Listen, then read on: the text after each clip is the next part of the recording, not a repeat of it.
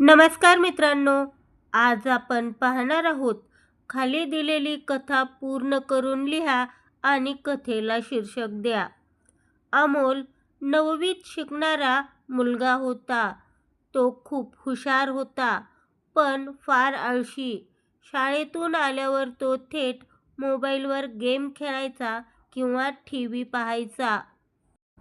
बाहेर खेळणं, धावणं, व्यायाम यापासून तो लांब राहायचा. त्यामुळे तो लवकर थकायचा आणि वारंवार आजारी पडायचा. एक दिवस शाळेतील क्रीडा शिक्षकांनी सांगितले, "निरोगी शरीरातच निरोगी मन असते." हे वाक्य अमोलच्या मनात बसले. दुसऱ्या दिवशी सकाळी त्याने ठरवले की तो रोज 20 मिनिटे व्यायाम करेल. पहिल्या दिवशी त्याला खूप दमला, पाय दुखायला लागले. तो विचार करू लागला. अमोल विचार करू लागला की इतके दिवस मी फक्त बसून राहिलो आणि आळस केला. त्यामुळेच माझे शरीर आज इतके कमकुवत झाले आहे. सुरुवातीला थोडा त्रास तर होणारच, पण जर मी आज घाबरून थांबलो तर मी कधीच सुदृढ होऊ शकणार नाही. त्याने मनाशी पक्का निश्चय केला की काहीही झाले तरी मी व्यायाम सोडणार नाही. दुसऱ्या दिवसापासून अमोलने न चुकता व्यायाम सुरू ठेवला. हळूहळू त्याचा दम लागणे कमी झाले आणि त्याचे पाय दुखणेही थांबले.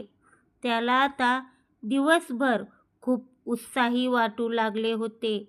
मैदानावर मित्रांसोबत खेळताना तो आता लवकर थकत नसे. याचा सकारात्मक परिणाम त्याच्या अभ्यासावरही झाला.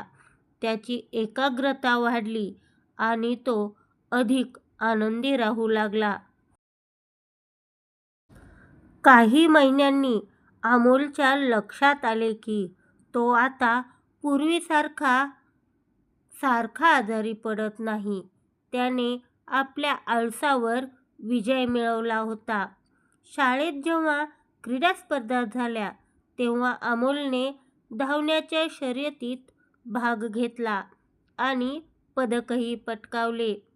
त्याला आता निरोगी शरीरातच निरोगी मन असते या वाक्याचा खरा अर्थ समजला होता. त्याने केवळ स्वतःचे आरोग्य सुधारले नाही, तर आपल्या इतर मित्रांनाही व्यायामाचे महत्त्व पटवून दिले.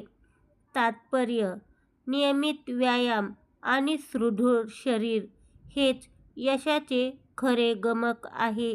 धन्यवाद.